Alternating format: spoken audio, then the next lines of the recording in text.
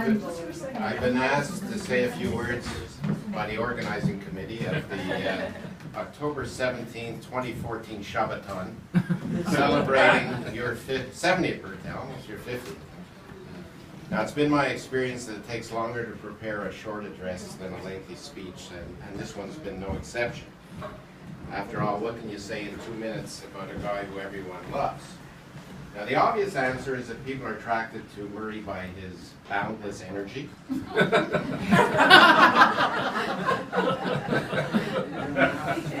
his sheer animal magnetism,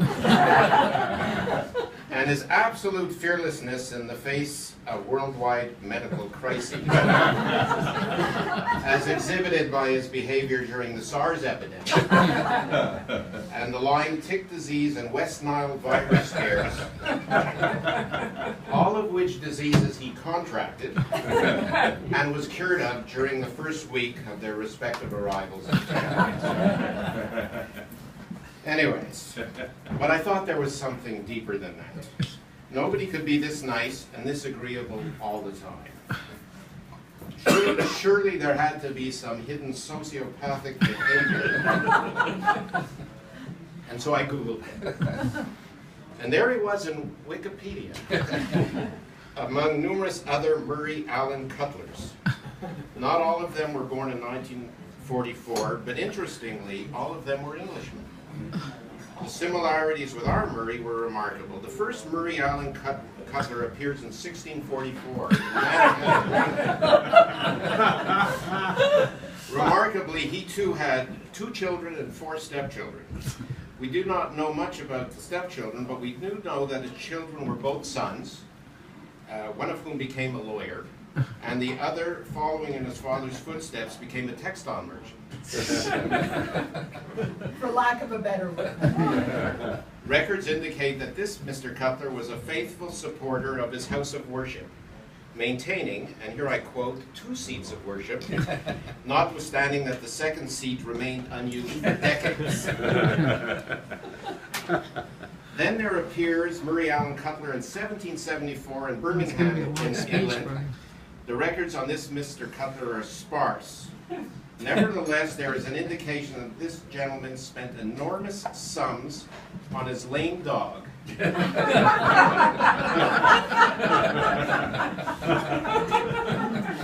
In order to restore his beloved companion to good health.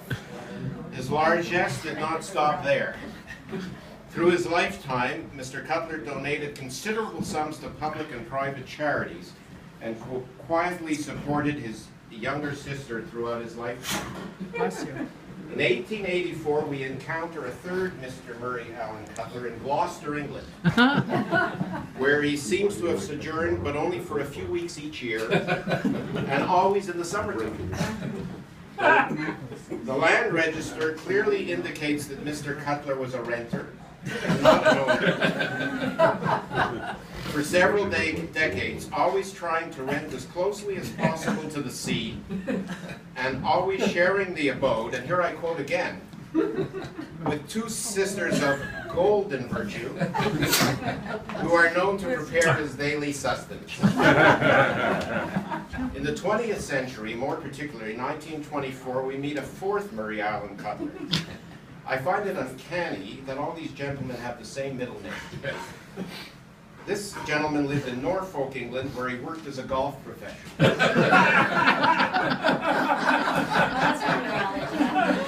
Unprofessional.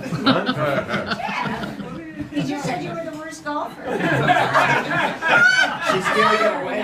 Giving it away. Your wife. My wife's there. Your vital. Your wife. Oh, okay. You didn't say who was that? Okay. Apparently, he didn't make much of a living, as he only gave lessons on Saturday because he spent Sunday with his granddaughter. And during the week, he only had enough physical strength to teach on Wednesday. In order to improve his station in life, and because he always loved flying, that Mr. Cuttler decided to join the Royal Air Force. In 1944, he took part in the Battle of Britain, courageously shot down 8 German warplanes, and was accorded the Victoria Cross for bravery. Exactly. Sorry. In 1944, our own Murray Allen Cuttler is born. He is the first non-Englishman in Wikipedia. Wikipedia reports that his place of birth was Bulgaria.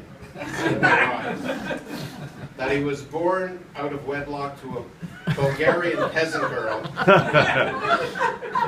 And that because he was such a beautiful baby, he was adopted shortly after childbirth by Mr. and Mrs. Irving Cuttler of Montreal, Canada, who paid 100,000 Bulgarian dollars, which amounted to some $4 Canadian for the child.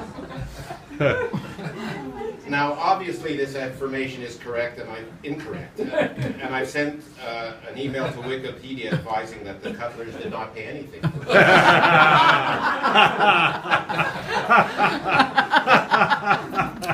It must have been a long flight. From India, Murray. Yeah, I know. From India. So I think history has provided us with the answer as to why everyone loves Murray. We now know that he has inherited the characteristics of some very important Englishmen, which have endeared him to friends and family, characteristics of generosity, empathy, and supportiveness. Murray, we do not know whether these Englishmen had as many friends as you, or were as beloved as you, but we can say that all the friendship and love which your friends and family have for you is richly deserved. Moreover, we have you as our friend. We, who have you as our friend, are richer for it. So let us raise our glasses to Murray Allen Cuttler and wish him Yashir on his milestone birthday. Yeah. Yay, Murray. Well done.